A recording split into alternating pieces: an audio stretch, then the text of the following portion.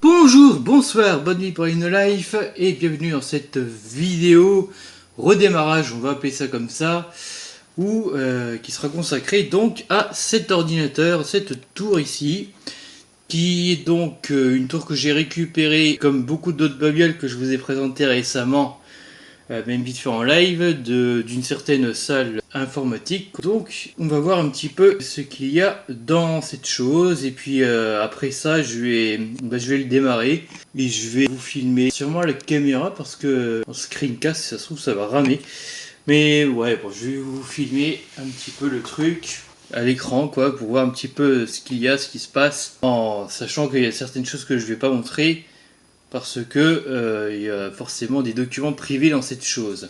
Donc voilà, c'est le genre d'ordi qu'on récupère. Il y a Windows installé, il y a des programmes dedans et forcément il y a des documents parce que c'est des trucs qui ont servi des années. Et puis les gens, ils abandonnent, ils donnent leur ordi comme ça, sans jamais formater le disque dur. Enfin, ils laissent leurs documents et tout. Voilà. Donc c'est un petit peu... je vais faire un petit peu ce que fait... Comment il s'appelle? Je mettrai le nom ici. Avec ce redémarrage où on se rend bien compte que quand même c'est pas une très bonne idée de laisser... de donner son ordi, je sais pas où, même à la déchetterie, sans formater son disque dur, quoi. Bon, déjà, on va s'approcher un peu plus pour voir un petit peu la bête. Franchement...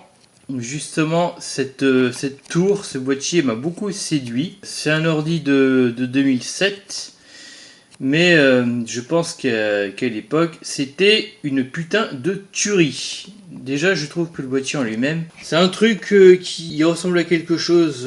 alors, je suis sûrement pas expert pour tester la solidité d'un truc, mais bon, déjà au moins c'est... Enfin, même si je ne saurais pas forcément dire la matière, on sent bien que c'est pas du plastique pourri comme mon PC actuel, à vrai dire. Hein. J'ai déjà montré, je sais plus si j'ai déjà fait toc toc sur mon PC actuel. On va le faire là, juste pour la déconne. Alors le souci c'est que je ne peux jamais bien éclairer cet endroit, n'est-ce pas? Mais bon. Ah bon, ça fait un bruit... ça fait un bruit pas si étrange que ça, mais bon. Mais enfin, en tout cas, je sais pas si vous le voyez bien et si vous l'avez vu sur les précédentes vidéos, j'ai montré cette chose. Mais bon, en vrai, c'est du plastique cheap, absolument affreux. Puis j'ai déjà dit et montré plusieurs fois, il avait fait un transport par la poste. Et certains bouts de plastique s'étaient dégommés, quoi. En fait, l'avant même, il tenait plus. Hein, il était ouvert, enfin c'est une vraie calamité. Voilà quoi. Donc c'est pour dire qu'avec cette chose, à mon avis, ce serait pas arrivé quoi. On va l'examiner d'un petit peu plus près. Un lecteur, je crois que c'est juste un lecteur, ça, DVD. Ah non, attendez. Non, c'est un graveur DVD. Alors, je sais pas si vous verrez bien, mais c'est écrit en fait à côté multi-recorder. Le logo compact disc, ça, oui, bon, RW, voilà la base. Il y avait vraisemblablement un autre lecteur, mais bon, il a été récupéré, hein, voilà. Peut-être un simple lecteur DVD, en fait. Ce qui permettait... c'est dommage que j'ai pas ça sur mon ordi actuel. Donc un deuxième lecteur qui permet de faire des copies exactes à la volée. Bon, ceci dit, ça fait très longtemps que j'ai plus eu besoin de faire de copies exactes. Mais donc quand on a deux lecteurs, bah, ça le fait direct, alors qu'avec un seul, le logiciel doit d'abord copier les données du CD au DVD dans le disque dur et après il peut faire la gravure, donc en bref, c'est plus long. La personne avait même carrément mis un lecteur de disquette, bon, il y en avait encore un petit peu, on pouvait encore... dans les magasins d'informatique, voilà, on pouvait... demander à en avoir un, ils en vendaient encore au moins un peu. Mais bon voilà, n'empêche sur un ordi de 2007, faut admettre que c'est pas fréquent je pense, hein. Mais c'est sympa qu'il soit là. D'autant plus sympathique que, je sais pas si vous vous souvenez de cet ordi là, il ne démarre plus ce sac à merde. J'ai ouvert, j'ai essayé plusieurs trucs. Enlever et remettre la pile CMOS là. Il y a plusieurs trucs comme ça, plusieurs symptômes potentiels. Mais rien n'a marché, donc c'était peut-être... alors qu'est-ce que j'en avais... Qu'est-ce que j'avais lu? C'était peut-être la carte mère elle-même qui déconnait. Enfin, je sais plus exactement ce que j'avais lu, mais de toute façon, pour un ordi comme ça, c'est pas forcément nécessaire que je fasse des frais, quoi. Si, à la limite, ce qui est bien avec lui, c'est qu'il a encore un port parallèle pour que je puisse lui mettre le lecteur de disquette zip dessus, mais bon. Donc, deux ports USB à l'avant, un port, je vais le poser, j'ai le trépied là, donc port micro, port casque, évidemment. Power recette, ok. Rien que ça, je trouve ça assez joli, assez design, voilà, c'est sympa. Et donc, c'est un boîtier Enermax, voilà. Et par contre, pour l'ouverture, quand je l'avais récupéré, j'avais ouvert ce bordel, j'avais pris des photos, donc j'ai pas envie de m'embêter, je vais vous mettre les photos après dans le montage vidéo et puis même je mettrai un lien vers les photos originales pour que vous puissiez avoir la résolution originale des photos quoi. Bon, rapidement le côté, bon il est encore un petit peu branché, c'est pour ça que je veux pas trop m'emmerder. De l'autre côté, ben ouais, il n'y a strictement rien à voir, mis à part cette petite petit creux. Du coup, ben, je vais vous montrer son cul. Hein. Ce qui est drôle au passage, c'est que franchement pour le déplacer, bon il est... Je sais plus trop son poids, si il me semble qu'il pèse un peu quand même, mais par contre il est assez facile à déplacer comme ça quoi. Ah oui, ici, il pèse 3 tonnes ce truc. Il est assez lourd. Je sais pas vraiment c'est dû à quoi, mais déjà je sais pas si vous avez remarqué, il est quand même assez grand. On va comparer un petit peu avec lui là, le Packard Bell de merde. Voilà, il est un petit peu plus grand et peut-être même plus large, j'ai l'impression. Enfin, lui en fait, je sais pas, mais il est imposant quoi. Bon, je peux vous faire une vidéo de cul sans tout débrancher, c'est magnifique. Bon, son alim, son machin. Port clavier souris classique. Un port, ça c'est quoi déjà? Je sais plus. Le truc, quelque chose d'optique. Alors, il me semblait que c'était pour le son, mais il y a ça à côté. Le SPDIF out. J'ai jamais utilisé ce genre de truc. Ah, et là on arrive à quelque chose qui m'avait beaucoup impressionné quand j'avais découvert cette tour. C'est le nombre impressionnant de ports USB, surtout pour 2007. Il y en a 2, 4, 6, 8. Il y a 8 ports USB à l'arrière. Absolument impressionnant. Le port Ethernet, donc RJ45, là, normal. Voilà, classique. Là, je sais pas pourquoi il y a un trou. Et en dessous, donc tiens, au passage, je vais pas... Le système de son, là, on peut mettre du 5.1. La carte graphique, 2 ports DVI. Donc j'ai dû acheter un câble exprès d'ailleurs pour ça. Il y a même S-Vidéo, je crois. Donc voilà, il n'y a pas... Donc il n'y a vraiment aucun port VGA. Donc même pas côté carte mère. Donc ça, c'est vraiment le... Enfin, la carte mère, en tout cas, a vraiment été faite pour... Enfin...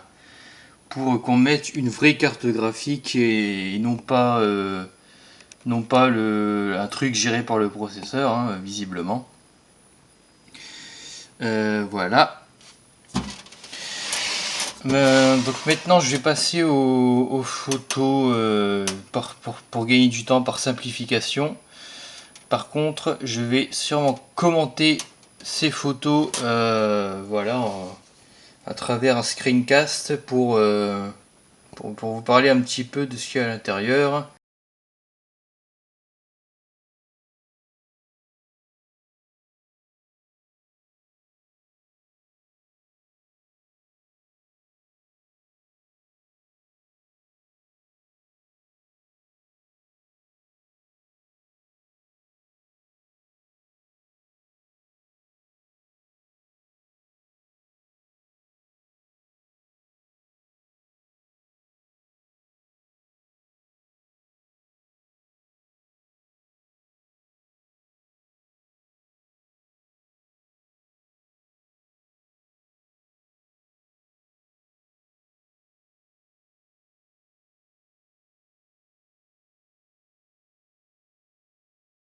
Alors juste avant de démarrer, on va passer aux autres éléments de hardware, quoi. Donc déjà, j'ai branché les deux PC de merde là sur cet écran. J'ai récupéré en même temps que donc l'ordi noir un écran 4 tiers que voici.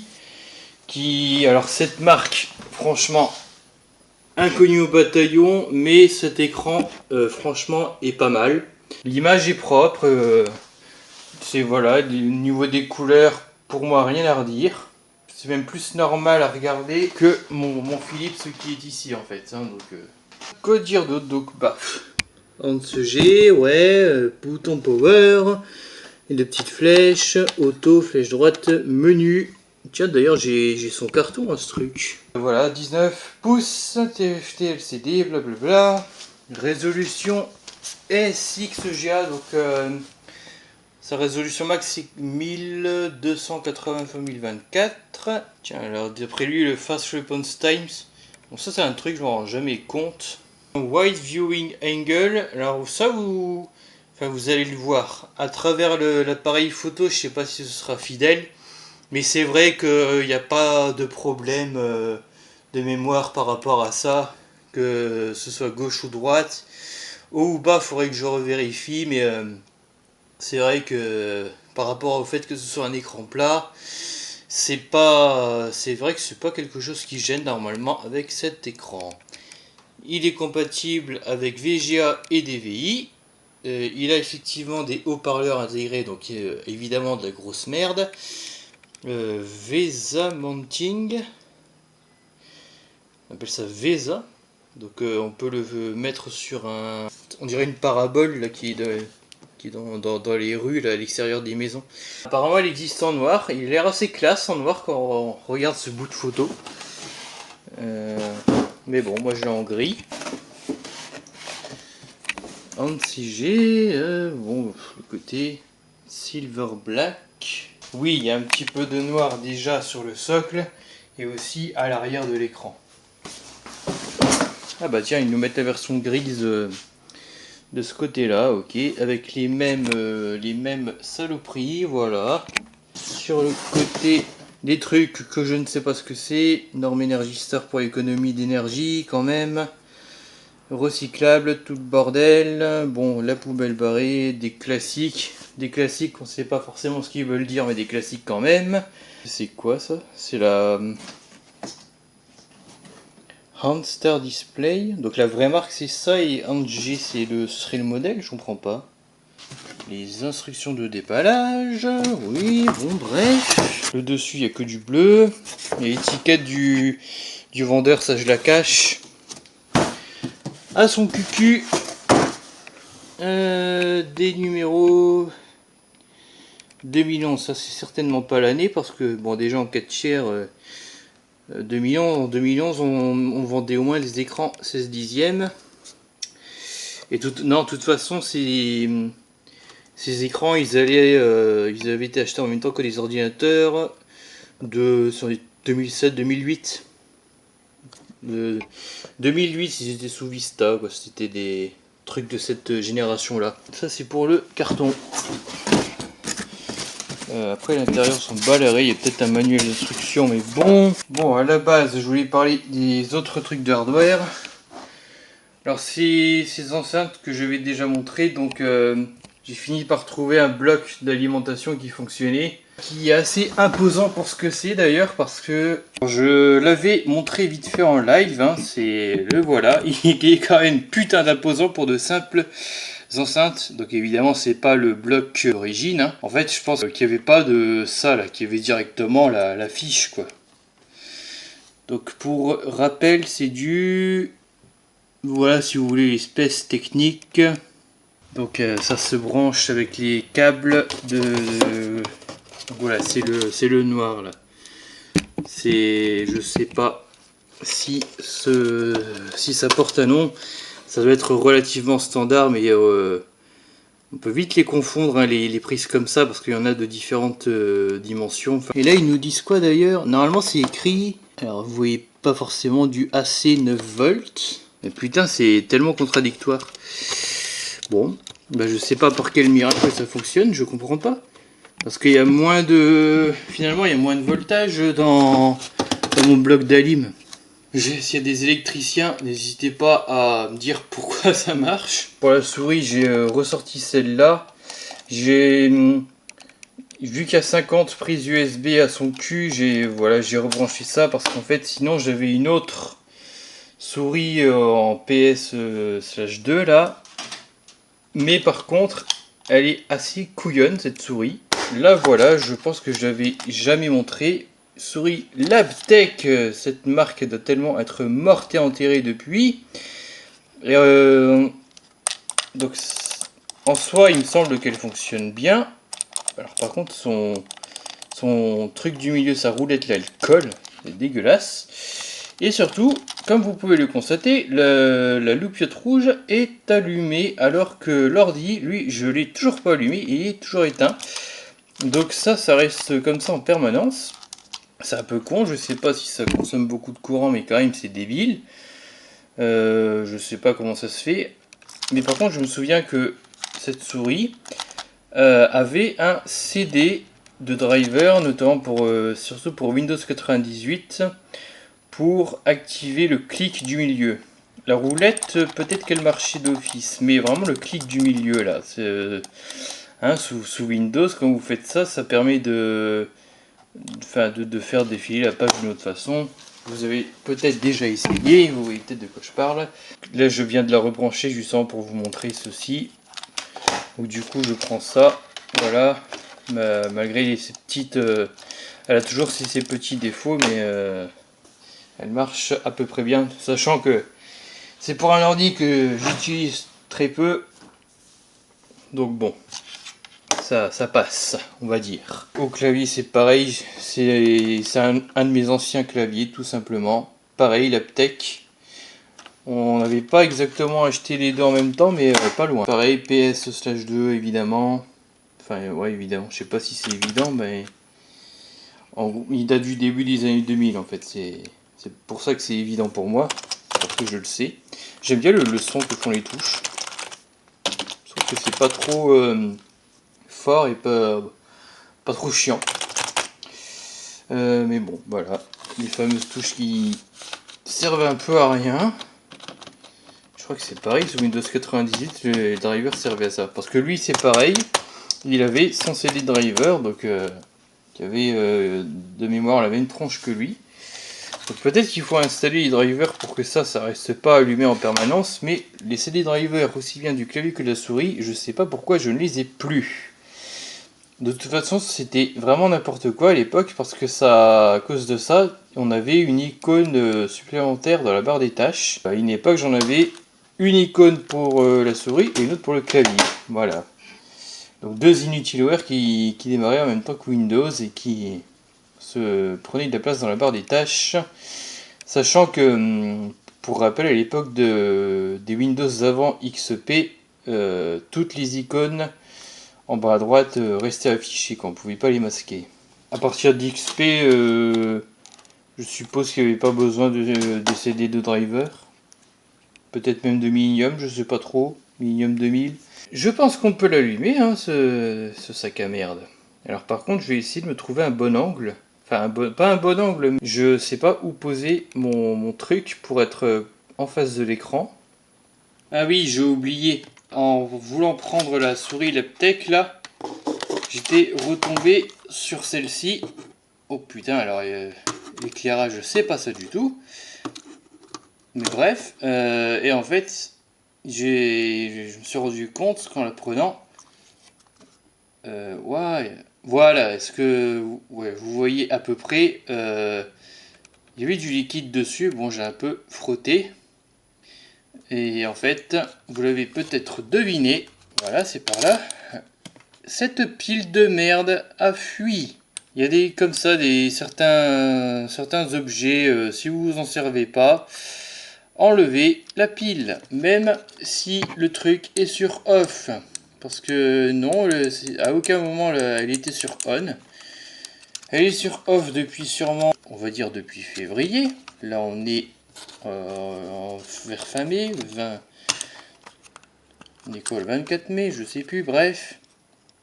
Je sais pas pourquoi en fait j'ai gardé la pile dans ce bordel, mais bon.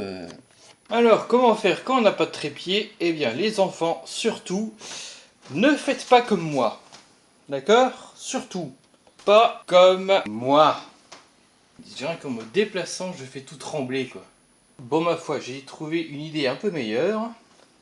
Allez. Ça fait toujours un bruit abominable quand on allume ces enceintes.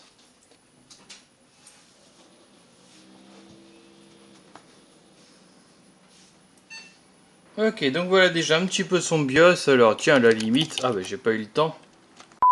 Ah, alors attendez. Donc on n'a pas le temps de voir grand chose au niveau BIOS. C'est pas ce que je voulais, mais effectivement il y a un boot menu pour choisir un peu sur quel support vous voulez démarrer.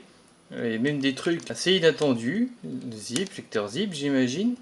Sinon je vois pas ce que ça peut être d'autre. Et alors flash drive peut-être. Ça je sais même pas ce que c'est.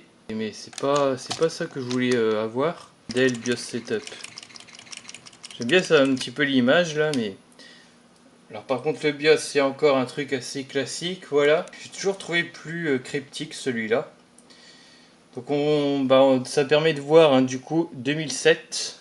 Voilà, Award Software. Donc je vais pas spécialement me balader là-dedans, mais c'est pour voir un peu à quel BIOS on avait à faire sur Stordy. Et bon bah voilà quoi.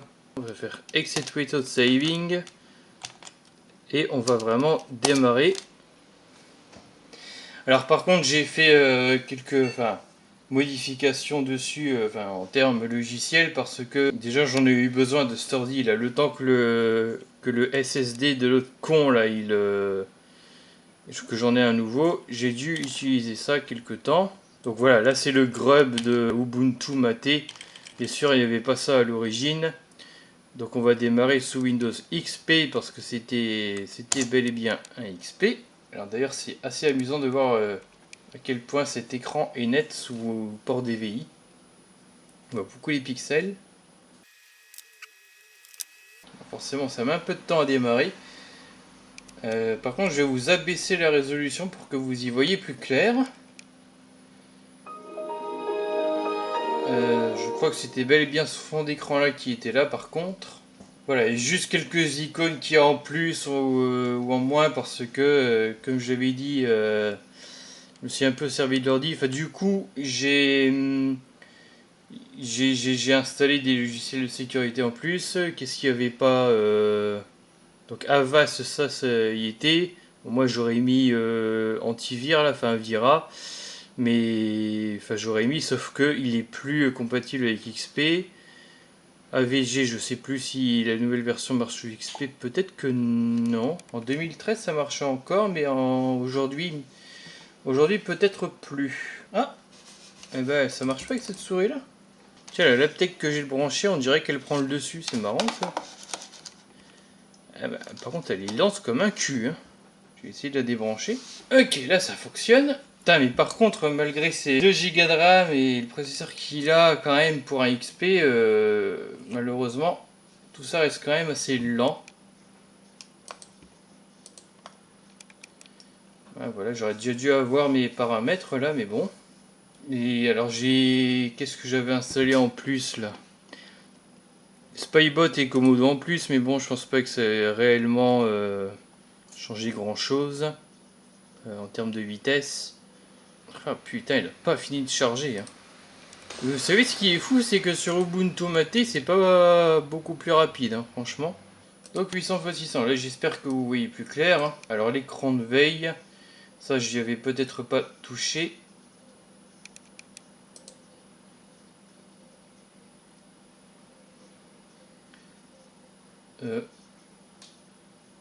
Oula, l'écran de veille en lui-même, ouais si, peut-être que c'était ça. Par contre, ce qui est impressionnant, c'est le délai 118 minutes. Voilà, donc ça, je n'avais pas touché exprès pour pouvoir vous le montrer. Donc maintenant, ça c'est marrant avec Avast, le petit économiseur d'écran qui en plus fait un scan antivirus pendant l'économiseur d'écran. Voilà, ça c'est rigolo. Mais alors, je comprends pas trop le pourquoi du comment, parce que déjà de base, il vérifie avec vu qu'il est toujours en cours d'exécution en tâche de fond. Donc, je comprends pas trop pourquoi ils ont fait ça du coup. Ah, en tout cas, ça bug, je peux pas aller dans les paramètres. En tout cas, en économiseur d'écran, donc en plus des trucs normaux, si, il y a celui-là, écran de veille Google. Je savais même pas que ça existait. Bon, de toute façon, voilà. Ça... par contre, Komodo n'a rien à voir avec l'économiseur d'écran, donc ferme ta gueule. Intro de la bibliothèque de liaison dynamique user32.dll. Bon, c'est très bizarre comme bug, ma foi. G photo, donc c'est apparemment un truc de diaporama de photos. Alors par contre, il y aura peut-être des photos privées du coup qui vont popper. Heureusement qu'on n'est pas en live.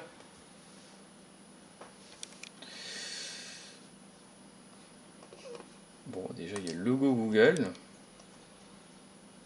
Oula.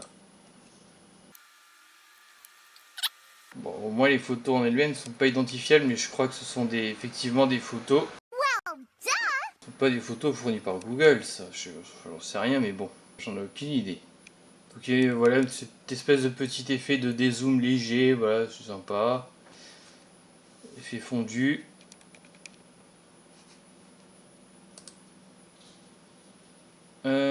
Panoramique et zoom. Montage. Ok, ça affiche plein de petites photos comme ça. C'est marrant, je connaissais pas. C'est écran de veille, donc Google Photos.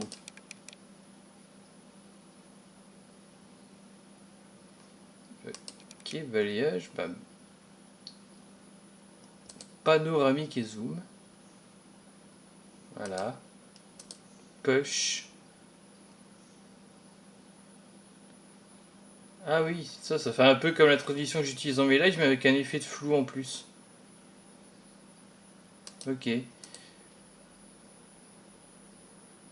Ça va, c'est des photos surtout d'animaux, là, c'est pas... ok, un cercle. Oh, c'est flou. Diagonale. On s'en fout de la VMC, là. Ouais, bon, ben voilà. Damier. Bon, ça fait assez kitsch, hein. Donc, on peut choper des photos de Picasa, album web. Donc, il va... Alors, je sais pas s'il télécharge les photos sur... enfin, du net au fur et à mesure. Afficher les photos de mon album écran de veille. Ok, donc on peut se mettre un truc comme ça, apparemment. Mes photos favorites. Album web, connexion à Google, favoris, d'accord, ok, je connaissais pas. Et puis évidemment, il y a les fichiers locaux. Capture, ça c'est moi qui ai créé ce dossier-là. Ah oui, parce que ouais, j'en parlerai même maintenant en fait. Hein, donc j'ai fait en fait un scan Malwarebytes et autres. Et Malwarebytes avait trouvé je sais pas combien d'espions. Je mettrai les captures d'écran dans le montage vidéo. C'est juste impressionnant quoi.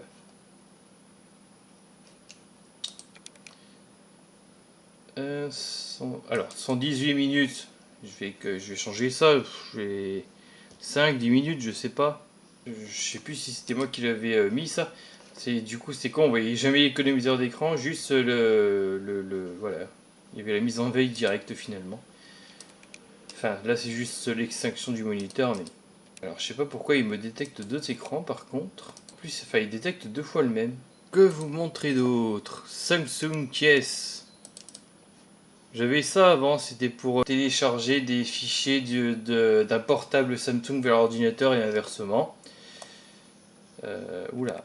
Alors par contre en 800 x 600 c'est un peu la merde ce que je vois, mais sauf peut-être si j'agrandis la fenêtre. Ouais bon. Bon, c'est pas adapté à cette résolution là, clairement. Bon, ça franchement ça sert à rien parce qu'on peut évidemment le mettre en mass storage, le bordel, donc bon, je vois pas l'intérêt. Vaste. Alors par contre j'ai fait la mise à jour hein, parce que voilà, en gros j'ai un petit peu... J'ai fait le nettoyage quoi. Hein. Bon là il n'est pas à jour sûrement parce que je l'ai pas allumé sous XP depuis belle lurette. Voilà, bon allez, à la limite, hein, voilà. Fais-toi plaise. Au moins Avast, hein, il est encore compatible avec XP, y compris en 2018. Contrôle parental, apparemment ils étaient sous Orange. Un peu comme moi aujourd'hui d'ailleurs. Firefox, je sais plus si c'est moi qui l'avais ajouté ou s'ils avaient déjà une version. Chromodo, bon ça vient que le pare-feu donc voilà. Mais c'est pas Komodo Dragon parce que c'est Chromodo qui n'est plus maintenu d'ailleurs. Pour ceux qui connaissent le pare-feu Komodo et les logiciels qui viennent avec. VLC c'était peut-être là mais je m'en rappelle plus. En tout cas je crois que je l'avais mis à jour. Parce que oui, il existe des mises à jour de sécurité pour VLC. Donc bon. Tiens, c'est pas la toute dernière version, tiens ici. Voilà, alors du coup, hein, j'ai fait le Firefox 5 là sur machin là, donc c'est pour ça il y a mon petit skin Fluttershy là. J'étais obligé d'utiliser un petit peu l'ordi hein, pour voilà quoi. Il y avait Google Earth. Alors ça c'est drôle, aussi un programme Bluetooth qui s'appelle Blue Soleil. Marrant. Alors je sais pas, j'ai pas vu de... Sûrement que les anciens propriétaires avaient une clé Bluetooth qui se branchait en USB parce que j'ai rien vu qui pouvait capter le Bluetooth sur la tour elle-même, donc bon. Alors oui, évidemment. Ah oui, il va peut-être quand même se lancer, mais bon. Bon, ça doit être une version assez ancienne du truc. Non mais, mais allez, t'es con ou quoi là? La fenêtre, elle refuse de s'agrandir carrément. Ça s'appelle Google Earth, il n'y a même pas la Terre. Ah, si, ça y est, blablabla, il est localement dans le cache. Oula, est-ce que c'est parce que c'est une vieille version? Je sais pas si vous voyez bien là, mais bref. Earth, il n'arrive pas à se connecter au net dans l'idée. Nous rencontrons des difficultés pour vous connecter à Internet. Vérifiez votre connexion réseau. Hein, et donner localement dans le cache blablabla. Et là, c'est à moitié en anglais, là, je sais pas, et puis ça repasse en français. Test de diagnostic. Allez, vas-y, fais-toi plaisir. Oh là là, putain, c'était super bien fait ça. Après avoir suivi les étapes recommandées. Il y a un souci là. C'est bizarre, j'ai l'impression que j'ai plus internet sur cet ordi, bordel. Bon, en fait, j'ai fait une connerie avec mon câble Ethernet, tout simplement. C'est quand j'ai voulu montrer le cul de l'ordi, là, le truc s'est débranché tout seul. Et vous savez, il y a cette espèce de petite pince là au câble. Donc du coup, je l'ai cassé. Je sais pas si ça va marcher. Je sais pas si ça marche encore, tout simplement. Là, par contre, l'ordi, il est frisé. Bon, c'était bien mon câble Ethernet là qui était débranché. Que j'ai un petit peu cassé là au niveau de sa languette. C'est pas grave, ça continue de fonctionner. J'avais peur. Bon, bref. Google Earth, une nouvelle version disponible. Bon, ça, on va pas s'embêter, hein, mais voilà. Ça fonctionne. Il n'y a pas de souci. Je crois que j'ai un peu retourné la Terre, par contre. Peu importe.